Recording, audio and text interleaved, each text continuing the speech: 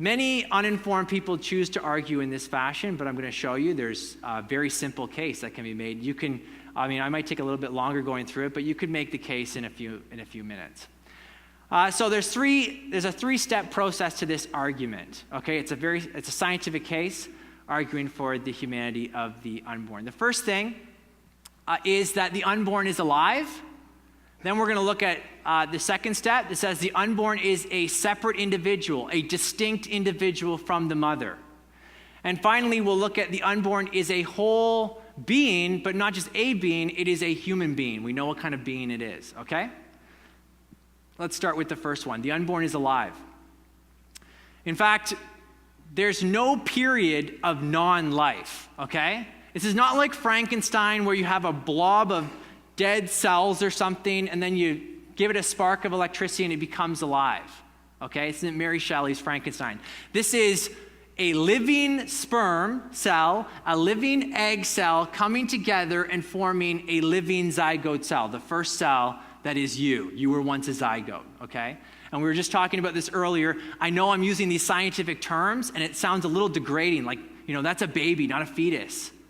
Well, this is just a terminology, okay? And if you go back to the root word, the Latin word or whatever, you'll find out that fetus really just means child, okay?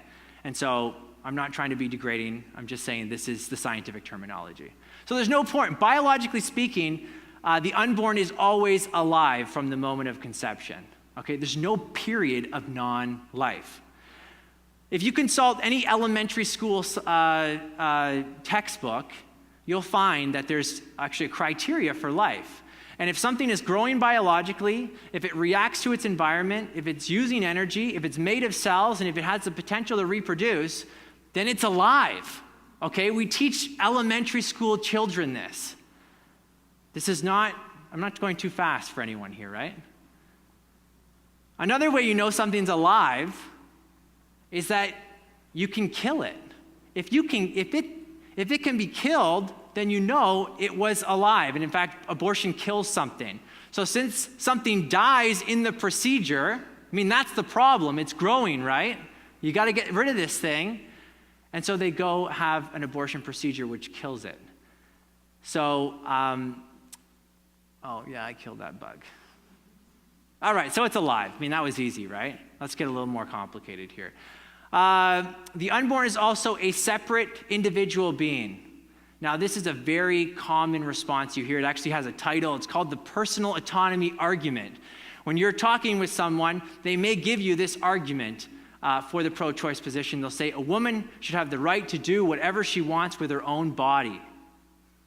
This just falls out of the lips of pro-choice people, okay? A woman should have the right to do whatever she wants with her own body, right? Now, there's two problems with that. The first is a woman or a man can't do whatever they want with their own body. That's just false. And second of all, it's not her body, okay? Let's look at those quickly. A woman or a man cannot do whatever they want with their own body. The law restricts what we can do with our own bodies. Okay? In fact, it does it all of the time. In particular, the law does this when we use our liberties to harm other valuable human beings. The law will step in. Okay? So I can't hop in a Mack truck and start driving down the wrong side of the highway with my body.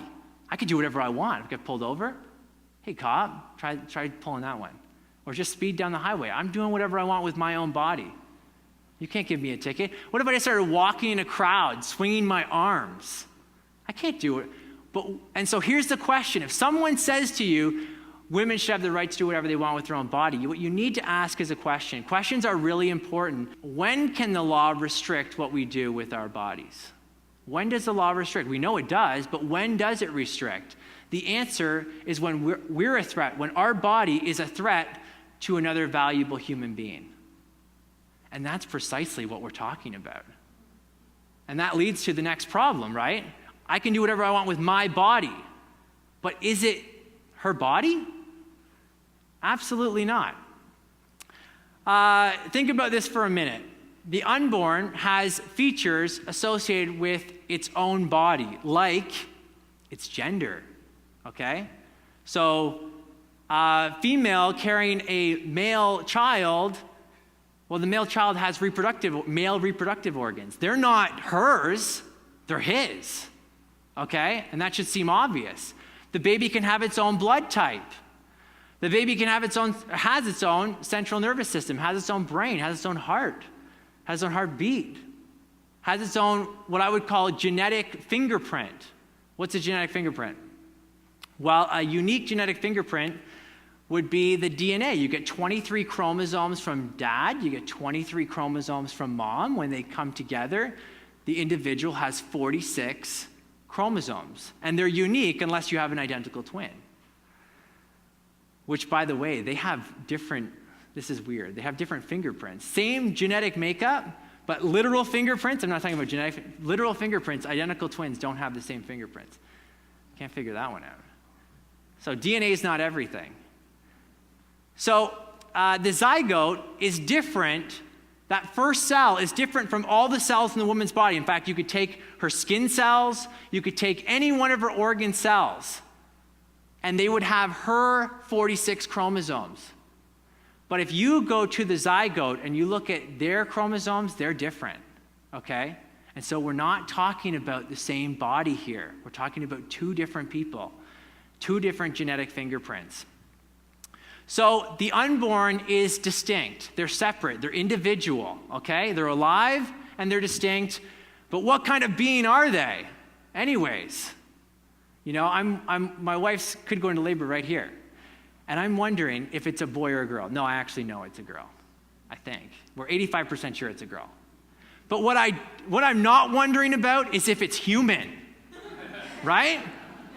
Some of you guys are looking at me like, yeah, it might not be. I'm human. I wonder what we're having. Is it a puppy or is it no, we know it's a human. Well, one way we know it's a human is because it has a unique, I said unique genetic fingerprint before. Now I'm saying a unique genetic signature. Think of CSI. You guys watch those shows? You know, they go into the lab, they do their thing, and they figure out who the killer is. If you take blood sample or a hair, a forensic scientist can tell you whether you have the hair from a human being or the hair from a dog, a German Shepherd, okay? And the way they can do that is they can look at the unique genetic signature of those creatures. They're different. These are karyotypes from a human being, from a cow, and from a pig. They're different, okay? We know the difference between, those are all the chromosomes, by the way, okay? And they're a little shrunk there, but there you go. It turns out all human beings, and we can look quite different, but all human beings are the same genetically, give or take 0.2%, okay? So all the people groups in all the world, and the difference between any two human beings is 0.2%, okay? And that just goes back to we're all descended from two people, Adam and Eve, okay? We could do a whole talk on that. And let's still go back to that one. I said, we know what we're having, don't we? Well, this goes back to a law called the law of biogenesis. The law of biogenesis states that life only comes from life. This was discovered by or confirmed by Louis Pasteur. Now, it's very interesting. I had a pretty bright set of grade 10s first semester, and this one girl sat in the back, and she said, well, where'd the first cell come from? If life only comes from life, where'd the first cell come from? She was smart. And because she asked the question, I can answer any way I like. And so we had we used the whole class talking about where did life come from? Can natural explanations explain the information in the DNA molecule? And so on. So life comes from life, but not only life comes from life, like comes from like. And so animals reproduce after their kind. Where have you heard that before? Yeah, someone got it right way back. They produce after their kind. And so dogs produce puppies and fish guppies and humans yuppies.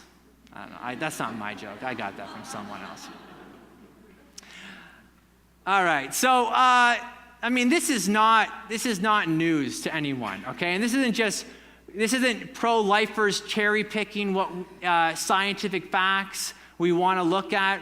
This gentleman, Peter Singer, he's written this book called Practical Ethics.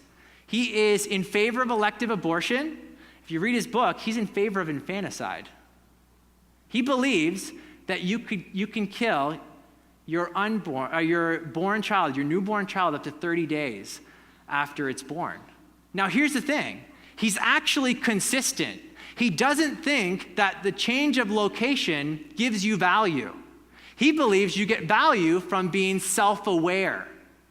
And he knows that a fetus is not self-aware, but a newborn isn't self-aware either. And 30 days, saying they're self-aware at 30 days is pushing it probably closer to birth than it should be. It's probably a few months after. And so he's in favor of infanticide. He's consistent. But he says this. By the way, he's bioethics professor at Princeton University. So, anyone going to send their kids there? He says this: is it possible to give human being a precise meaning? He's answering Obama on this one. He says, we can use it as equivalent to member of the species Homo sapien. Whether a being is a member of a given species is something that can be determined scientifically by an examination of the nature of the chromosomes. Nature of the chromosomes, that's the genetic signature that we just talked about. In the cells of the living organisms. In this sense, there is no doubt that from the first moments of its existence, an embryo conceived from a human sperm and eggs is a human being. And that's the second thing we looked at. That's a law of biogenesis. Human and human make a human, okay? Peter Singer, despite getting it wrong when it comes to his ideas on infanticide, he gets this right.